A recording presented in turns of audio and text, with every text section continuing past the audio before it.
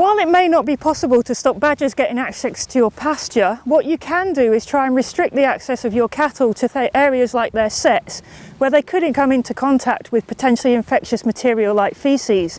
And a simple way of doing that is just to put a strand of electric fencing around the sett. If there is a sett cattle can gain access to, whether in adjoining woodland or in the pasture itself, do not try to destroy them or restrict badger access, as they will probably just move their activity elsewhere within your fields. Interfering with an active badger sett in any way without a licence is illegal. Also remember that some setts are not always in use, so while it may look inactive at the moment, it may become active again in the future. Grazing cattle will generally avoid badger faeces if they can, but when stocking density is high or the pasture is being grazed quite low, they may be less choosy and either graze over badger faeces or move it out of the way to get at the grass below, which may increase their risk of becoming infected. So keep an eye on the pasture and rotate cattle to other fields if possible.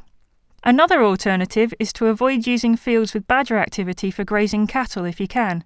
Graze less susceptible stock there instead, such as sheep, or use it for growing crops. The presence of supplementary food at pasture may also increase the likelihood of badgers coming into contact with cattle. The same is true of mineral licks like this one. Badgers have been seen licking at mineral licks at the same time that cattle are.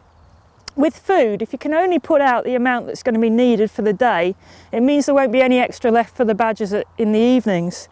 And also with mineral licks, if you can raise them up above the height at which a badger will be able to get them, maybe suspending them from trees or on the top of an oil drum, again it will restrict badger access to them.